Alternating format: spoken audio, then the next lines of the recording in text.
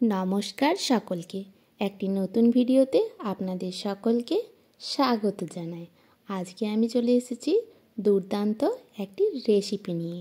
আজকের রেসিপিতে আছে সর্ষে পোস্ত কাতলা ফিশ কারি। কাতলা মাছ নিশ্চয়ই আপনাদের সকলের খুব পছন্দ, আমার তো খুব পছন্দ। তো চলুন আমরা দেখে নিই এই রেসিপি বানানোর জন্য আমি কি নিয়েছি। আমি নিয়েছি 2 পিস কাতলা মাছ। মাছগুলোর গায়ে আমি লবণ আর হলুদ দিয়ে মাছটা ভালোভাবে ভেজে প্লেটে তুলে নিয়েছি। এরপর আমি কড়াইতে দিয়েছি অল্প সরষের তেল, আর তেলের মধ্যে দিলাম কালো জিরে, 2টো গোটা কাঁচা লঙ্কাটা আমি চিড়ে দিয়েছি, আর দিলাম কুচিয়ে রাখা একটা বড় সাইজের পেঁয়াজ।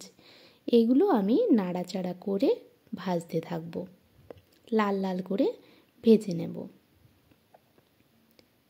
পেঁয়াজটা আমার অনেকটা ভাজা হয়ে এসেছে। এরপর এর সাথে আমি অ্যাড করছি গুঁড়ো মশলা, আর স্বাদের জন্য দিলাম সামান্য লবণ। মাছটা যেহেতু আমি লবণ দিয়ে ভেজেছিলাম, তাই লবণটা একটু কমই দিলাম। একটু চেক করে নেব, তারপর আমি লবণটা ব্যবহার করব। আর গুঁড়ো মশলা হিসেবে দিলাম হলুদ গুঁড়ো আর কাশ্মীরি লঙ্কার গুঁড়ো। এগুলো ভালোভাবে নাড়াচাড়া করে মিক্স করে নিলাম।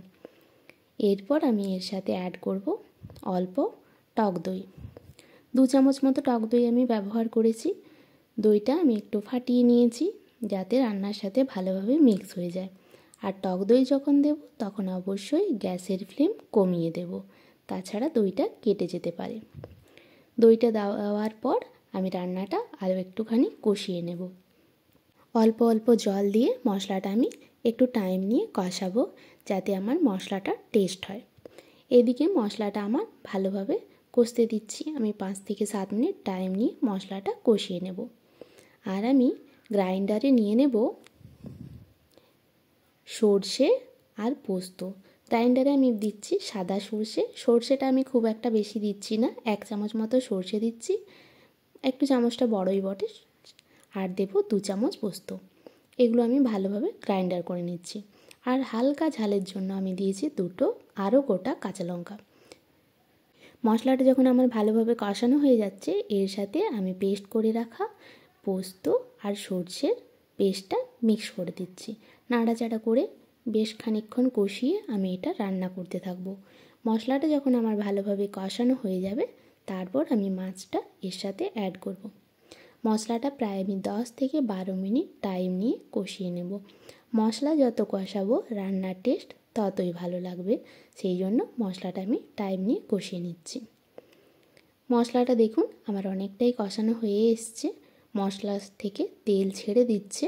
মশলাটা কিন্তু দেখতে কতটা সুন্দর হয়েছে আপনারা নিশ্চয়ই বুঝতেই পারছেন।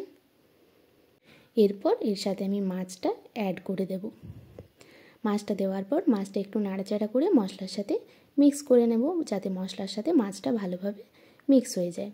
এইভাবে আমি আবার 5 থেকে 7 মিনিট হালকা করে রান্না করব। অল্প ঢাকা দেব আর অল্প জল ইউজ করব। খুব বেশি জল দেব না, হাফ কাপের মতো জল দেব, যেহেতু আমি খুব বেশি ঝোল রাখবো না। গরম গরম ভাতের সাথে সর্ষে পোস্ত কাতলা ফিশ কারি কিন্তু খুব ভালো লাগে, আমার তো খুব ভালো লাগে। মাছটা দেওয়ার পর আমি অল্প জল দিলাম, আর দিলাম আবার একটু লবণ আর 2টো কাঁচা লঙ্কা। এরপর আমি এটা একটু ঢেকে রান্না করব।